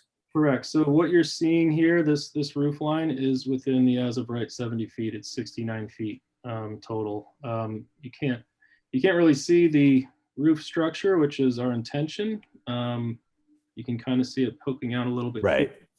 But yes, what that would be is this area here. So the stairs, there's a required corridor connecting the stairs. This is the elevator access to a hallway accessing the private deck and the public deck. And then also included in that would be the mechanical area for the air conditioning condensers. Okay.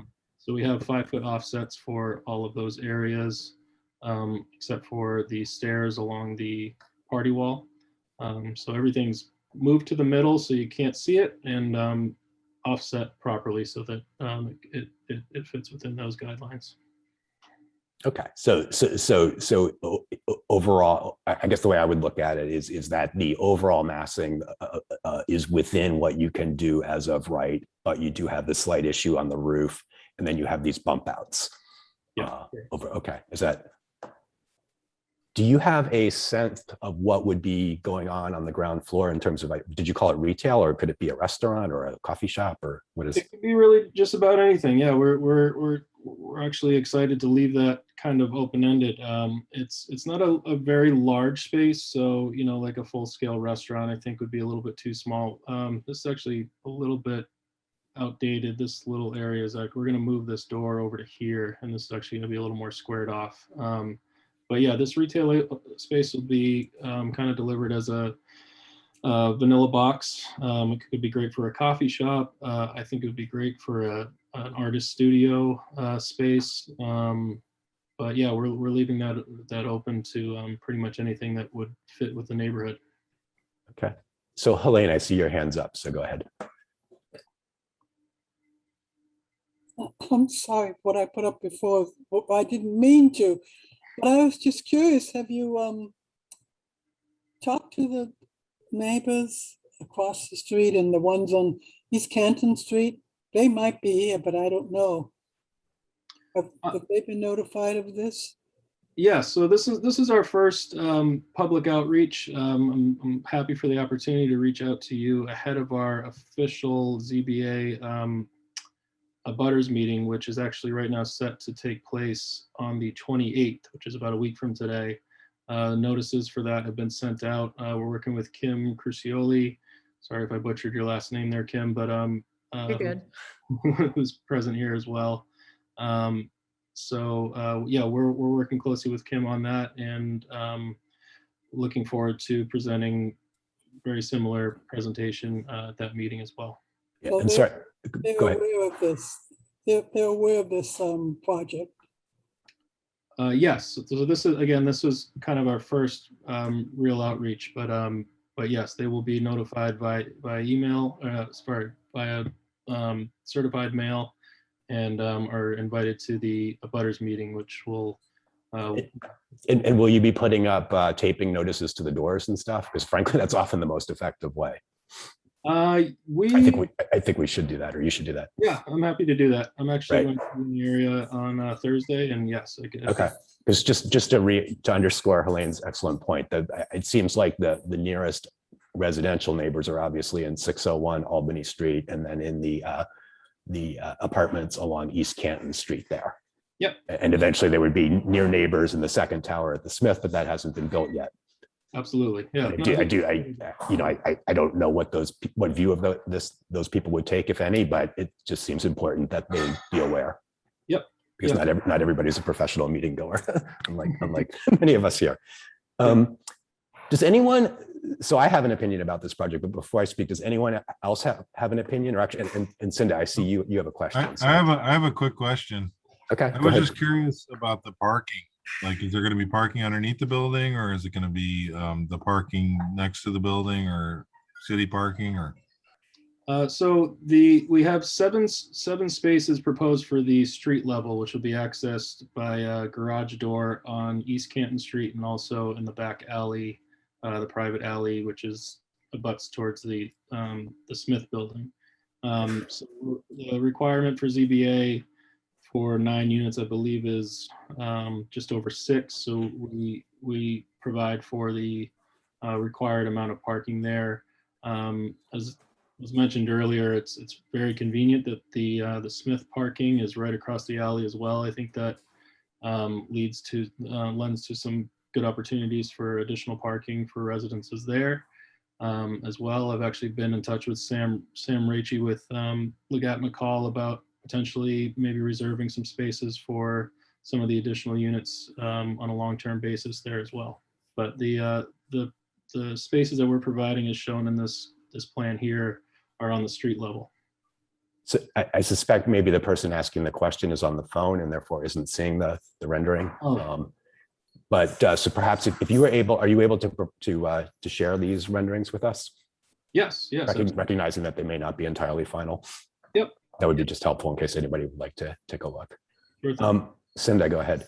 Yes, I just want to say that I agree with David about posting notices of this community meeting on the doors of the East Canton brick buildings that are across from you and up toward Harrison, because many of those residents were very engaged with the construction of the Smith building, and there is a real community over there. I don't know how many people. It's a rather large community, so I think that's a great idea. Tape them to the front doors. That would be wonderful. Thanks. Yes, I think that's a good idea. Does anyone want to have a question or want to offer an opinion? Well, I will. What are the price levels?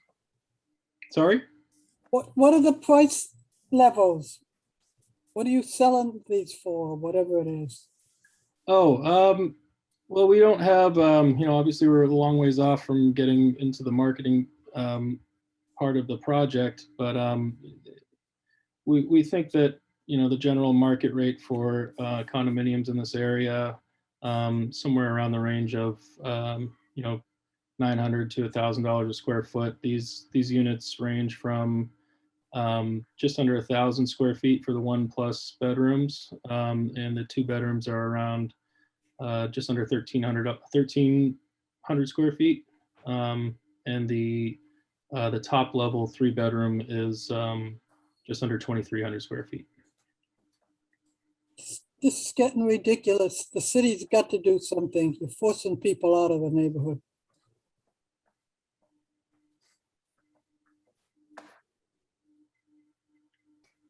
I know you don't care, but some of us care. Some of us care a lot. I understand, and I appreciate your comment. Again, this is proposed on an existing, it's a church building right now. God help us then. Marie, I see your hands up. Hi, I just like to say thanks for putting in condos rather than apartments, because what we face in this neighborhood is such a transient population with the BU Medical Center and with residents there and with BU's medical school. So it's kind of nice to have anchored there. And also the Smith is apartments, they're not condos. So I'd like to see more condos here, and the prices, that's kind of a market-driven thing, but I appreciate that there's condos rather than apartments, so thanks. Yeah, thank you. Yeah, we think this is a great opportunity to allow for some more permanent residents in this area, and to continue to see the area develop and become home. Thank you. Drew, somebody's asking in the chat or recommending in the chat the addition of bike storage, or perhaps there already is bike storage. Can you speak to that? So we don't have, honestly, we haven't, we're in pretty early stages at this. We certainly do want to incorporate some bike storage. It would be on this level somewhere. There's potentially some space along this corridor here. These are pretty preliminary as far as where things lay out now. Our main concern was providing for the offsite parking, but that's certainly something we would love to look into, and I think there's certainly some opportunity there here. So your expectation is that in the final plan there will be some? Yes. Okay. And somebody else is asking, how many square feet are the 1 and 2 bedroom units? So I don't know if they have them on here. The 1 bedroom units are, I believe, 970 square feet. The 2 bedroom units are 1,230 square feet, around there. Okay. Any other questions? So let me just offer my opinion, and this is just my opinion. I think that this would be a significant net positive on this site. The existing building, from what I know of it, including from speaking with the people who manage the dispensary next door, and did an extensive amount of investigation during the construction they did there. The existing building doesn't seem salvageable. It doesn't seem economic that it could be redeveloped, given how small it is and the value of the site. And this overall fits within the envelope that you're entitled to build, it would seem. The part of the bump outs over the sidewalk, both on East Canton and on Albany Street, seem to me to be acceptable and positive. I think the idea of having people on that corner, which is quite desolate a lot of the time, would be a big plus whatever activation you can do by putting in whatever it is that goes in on the ground floor. To me, it seems like this is a positive. I'm just curious to get anybody else's reaction. Even acknowledging Helene's point, which has to be acknowledged, that this is not solving any affordability issues, but neither is it being built on a site that is currently housing. Yes, thank you for that feedback. And yeah, we think it's an exciting opportunity to really bring some life into this corner. And to your point, the street lighting, the neighborhood interface with the commercial space, or whatever that may end up being, I think would be a real positive for the area as well. Does anyone else want to? Fernando, go ahead.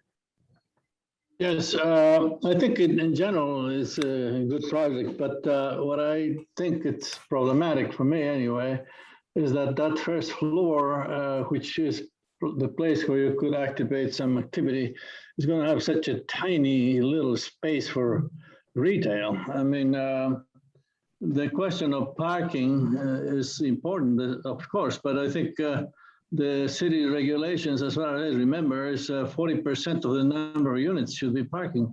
So here you need 4 parking spaces. You don't need 7 or whatever it's that you're proposing to have. As far as I know, that's the situation. And I would rather see, instead of the big garage door over there on the fronting East Canton Street, some retail space also around the building in that section of East Canton Street. To me, that's one of the flaws. And in addition, the number of units, I mean, 9 units seems to be a lot for such a tiny space. And then you're forced to, of course, encroach on the sidewalk, and I mean, build on those 3 feet inside the sidewalk space.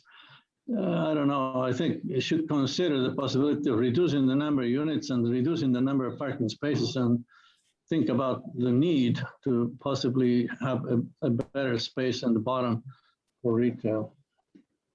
Okay, yeah, I do believe the parking restriction is a 0.7 in this area per residential unit, which gets us to just over 6 spaces. I don't think so. I think you should check that, because I live across the street from the Immaculate Conception Church building that was redeveloped, and Mark was the lawyer on that too. But I believe it was, they have 40 spaces. Well, It's well, I don't know. point I mean, I could be 0.7. wrong. It's 0.7. Yeah, 0.7 0.7 was the ratio at the Immaculate Conception Church, and 0.7 is the required ratio at this particular location. So do we understand correctly that you're required to have a certain minimum number of spaces? Yes, 0.7 spaces per dwelling unit. So that translates into how many? 9 times 7 is 6.3, and we've rounded up to 7. Okay, so because what Fernando said, it seems to me has a lot of merit in the abstract, and if it could be achieved, it would be a positive, because again, sort of one of the appealing aspects of this project is that it's activating a corner that is, like I say, a vacant building and has lots of, not great stuff happening sometimes. But having a garage door doesn't really activate anything. True. So is there some possibility, but might the city be open to the notion of reducing the required parking? And if so, might you be open to having people park in the Smith, or at least some of the people? Yeah, I believe that. I mean, in the case of the Immaculate Conception, they are not parking on the area of the building itself. They're parking on the garage that's next door to it. So, I mean, it's possible. Everything is possible as long as you want to do it. But let me ask Drew, is that something you'd be willing to entertain? It would be, I believe if we reduced one of the parking spaces, we would be opening another aspect that we would be seeking relief from, which would be the required parking. So that would be an obstacle with the ZBA and with the city. We do think, the retail, I call it retail, but commercial retail artist space, be it, relatively small, as you can see from this image, does take up much of the facade on the Albany Street side. It's really the focal point there. It wraps around the side nicely. The streetscape improvements that are contemplated for Albany Street with the Exchange South End development as well, new sidewalks, wider sidewalks potentially, I think are really going to, even though the space in the interior might be relatively small, I think there might be a lot of opportunity for exterior seating, community interface, kind of on an inside-outside basis. And we think the design lends well towards that. Whereas, the East Canton Street side, you're getting a little further down towards, the back of the building, towards the Smith, which is, not the necessarily accessible areas of the Smith, but more of their vehicular access and parking area. So we think the Albany Street side is really the driver here and the magnet for where the community would be involved. And we think this design bodes well to that. It is a small space, but it's sufficient space for a coffee shop, something like that, where people can come grab a quick bite to eat or a coffee and, hang out inside or outside the area. Peter, go ahead. Yeah, so I just wanted to mention just the green space. So that's something that we had talked about with the Shattuck Hospital, and they're obtuse to the green space, but it's proven that the green space provides lots of diversity for whatever there's rabbits living in the back alleys and stuff like that instead of rats now, and if you can have more sort of green space that makes a place look alive. I'm curious if you've thought about putting green space out, or also these outdoor patios, like we have in at Estragon or other places, where you could basically have an outdoor space where people can sit, which is definitely does transform sort of the space and makes it like more livable. Yes, given the tight area of our property footprint, it would be difficult to incorporate any kind of meaningful green space here. I know that the plan for at least the Albany Street corridor, and Mark, you might be able to chime in a little more on this, is to add tree wells, some small green space like that incorporated within the sidewalk streetscape.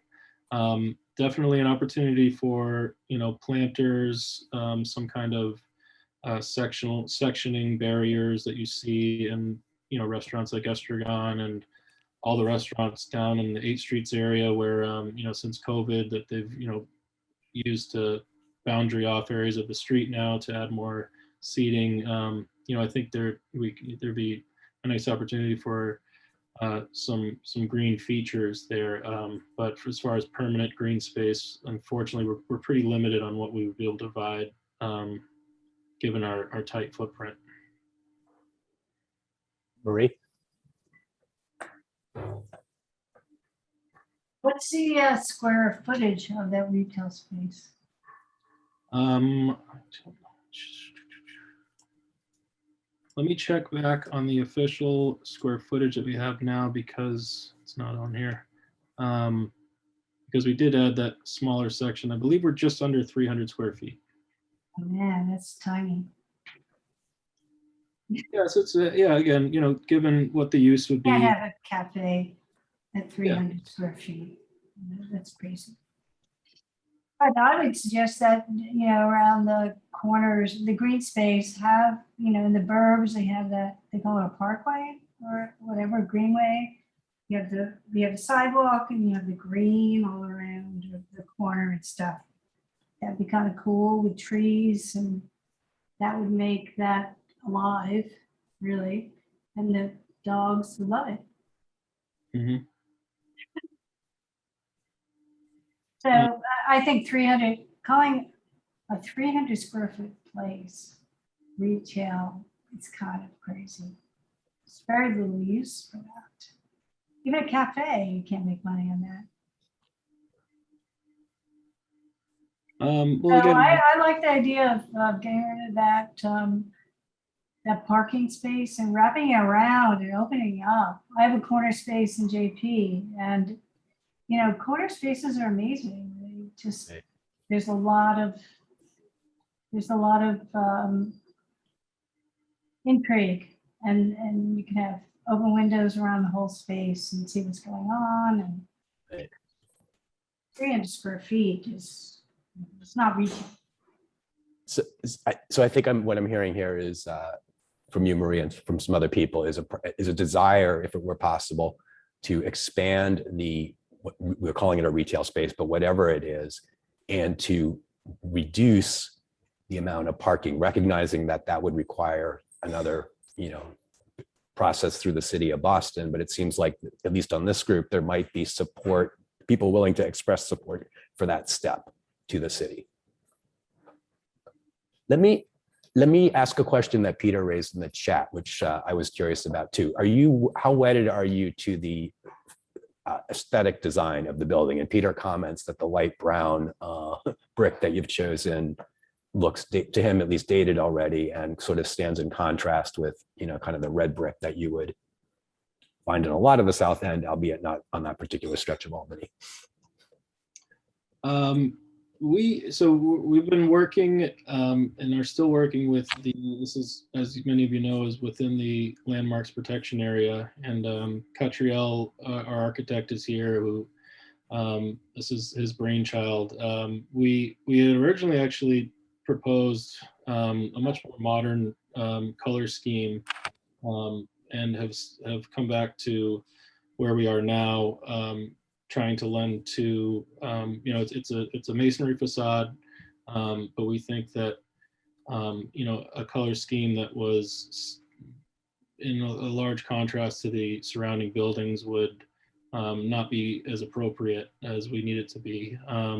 We did want to, make the building stand out, be, kind of this blend of contemporary and, historical context to it. So we came with this kind of color scheme, hoping to achieve that.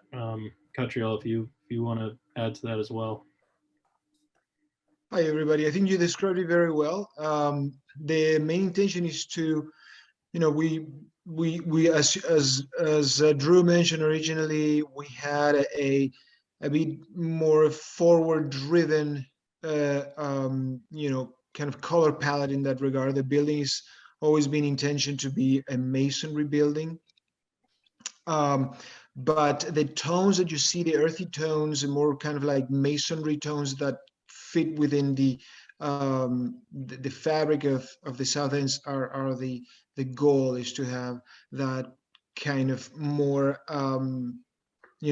within the tones of reds and browns. The main objective was to have a two tones of brick that contrast with each other and kind of define the massing of the building in an elegant way. We are in the very early conceptual stages, kind of beginning conversations and walking through the options of what this could be. So your comments are very well received, and we're certainly listening to the feedback. But so it sounds as if you started with a design that you called bolder or more modern, and in response to feedback from Landmarks and perhaps others have moved to this. Is that? That is correct. Yes. Okay. Let me. So we're just now past 9 o'clock. So I think we need to give people their lives back pretty soon.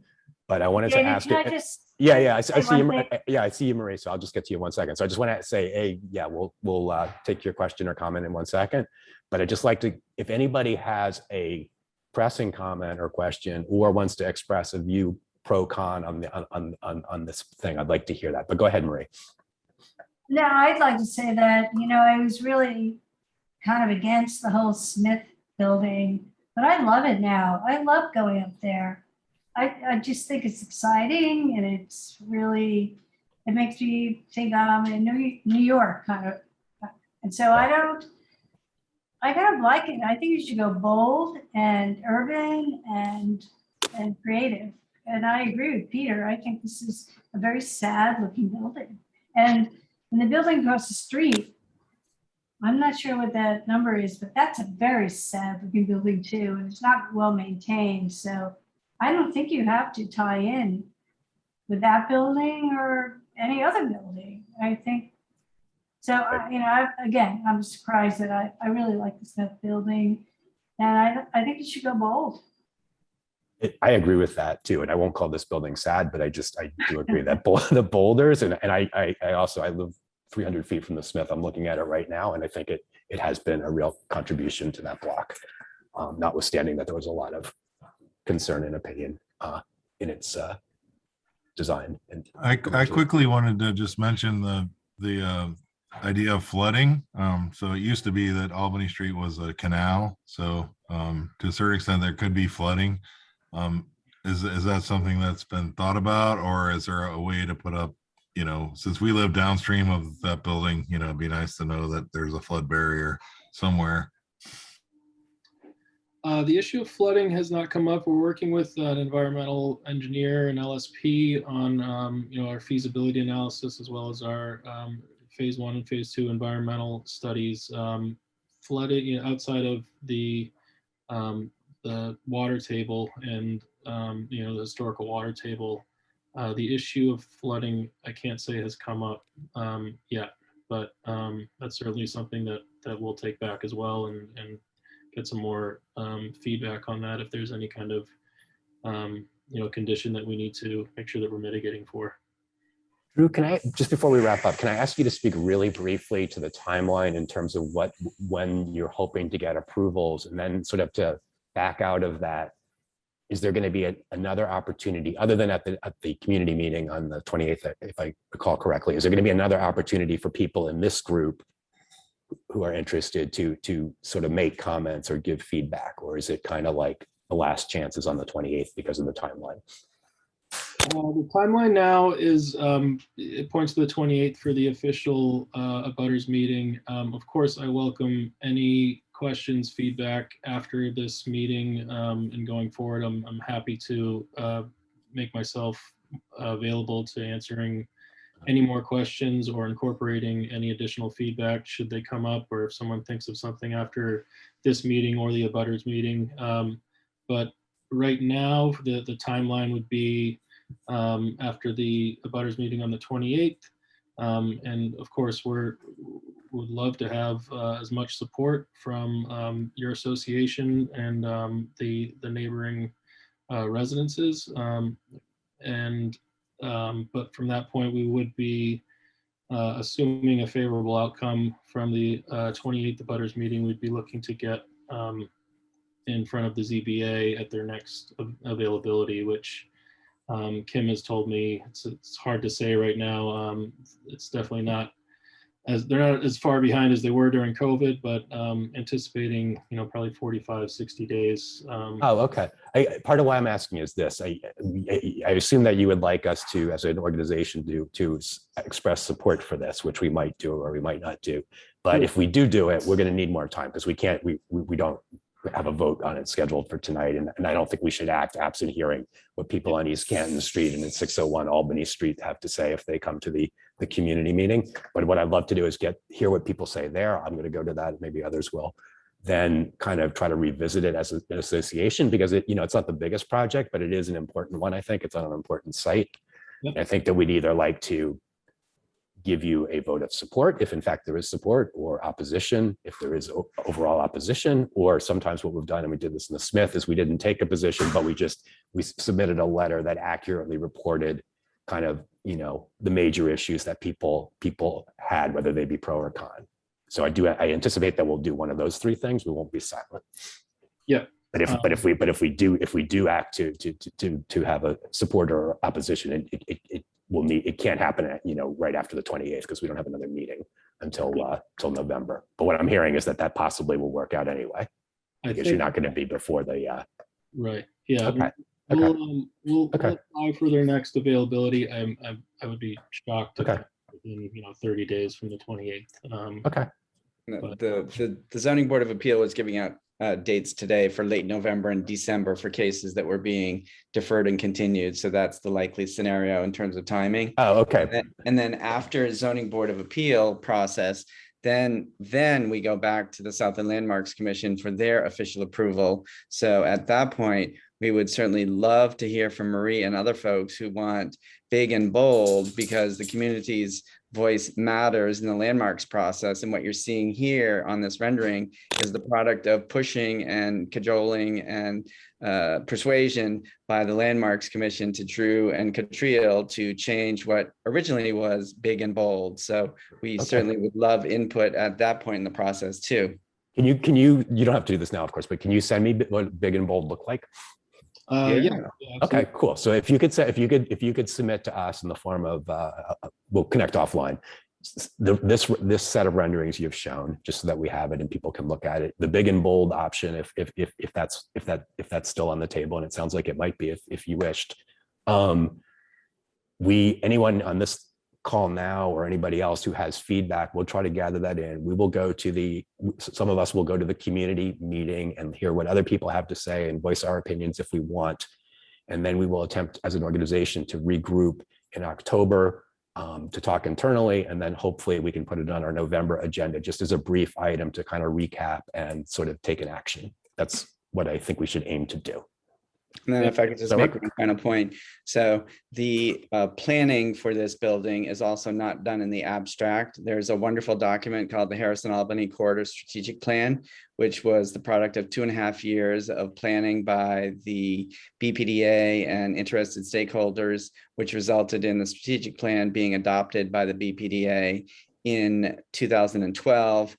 much of which was then incorporated into Article 64 of the South End Zoning Code. So I know that Drew and Catriel have made substantial reference to the corridor strategic plan for this stretch of Albany Street in this particular subdistrict in coming up with this concept and this mix of street level activation and parking and residential use and outdoor space for the residences. So it's not just, you know, architect and developer cooking up stuff in the abstract. Right. They really are making reference to a very specific plan, which was designed to be a 20-year document. And now we're 10 years into it. It's led to much success along the Harrison corridor, and now is coming to fruition on the farther reaches of Albany Street. So if anyone wants to make reference to that plan, it's on the BPDA website, and it's really, it's good to go back to these plans and not just leave them on the shelf and gather dust. Great. All right. Well, so thank you, Drew. Thank you, Mark. And thank you, Kim, for staying on. And thank you to the 10 or so other people who've stuck it out to 9:10 p.m. So I know it's late, but I really appreciate the opportunity for the introduction. And yeah, again. Great. All right. Well, thank you all. Thank you, David. Nice work. Good night. Thanks, everyone. Good night.